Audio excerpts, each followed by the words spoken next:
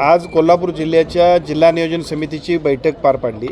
या बैठकीमध्ये मागच्या वर्षी झालेल्या एकूण कामकाजाचा आढावा, झालेल्या खर्चाची एकूण सगळी त्याला मान्यता आणि त्याचबरोबर नवीन खर्चाच्याबद्दल नियोजन या दोन्ही विषयाबद्दलची चर्चा झाली आणि त्याचबरोबर आयत्या वेळच्या विषयांची सुद्धा सविस्तर चर्चा झाली।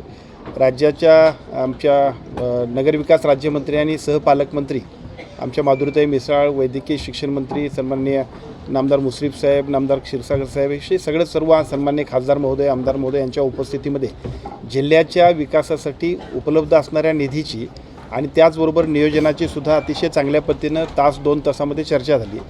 या चर्चेमध्ये साधारणतः 764 कोटी रुपये मागच्या वर्षीचं एकूण आपलं बजेट होतं। त्या 764 कोटी रुपयाच्या एकूण बजेटपैकी 100%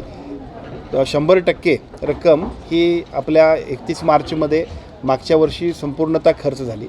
या वर्षीसाठी सुद्धा ज्या पद्धतीचा निधी आपण एकूण मान्यता घेतलेली आहे त्याप्रमाणे 642 कोटीच्या एकूण निधीची मान्यता आणि त्याच्याबद्दलच्या नियोजनाची सुद्धा चर्चा आजच्या बैठकीमध्ये झाली।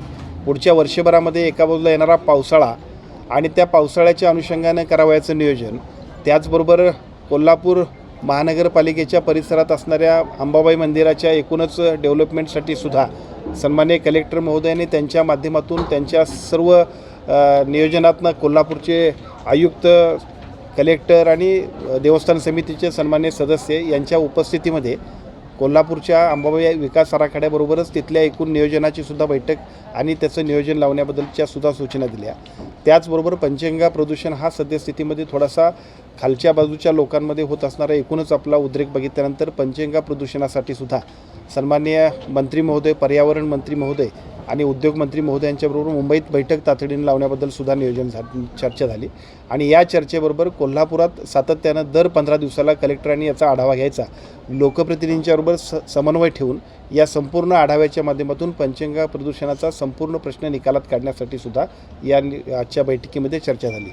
या चर्चेमध्ये वेगवेगळ्या पद्धतीच्या सगळ्या डिपार्टमेंट्सना सुद्धा विशेषतः अशा सूचना दिल्या की प्रत्येकाने आपलं काम जबाबदारीनं आणि लोकांप्रती अतिशय चांगल्या पद्धतीनं सकारात्मक करावं, पण त्याच्यापेक्षा काही नाविन्यपूर्ण उपक्रम प्रत्येक विभागानं जर राबवले तर त्याचाही उपयोग जिल्ह्यातल्या सर्व नागरिकांच्यासाठी आणि जिल्ह्याच्या विकासासाठी होणार आहे, त्याबद्दलच्या सुद्धा सूचना दिल्या।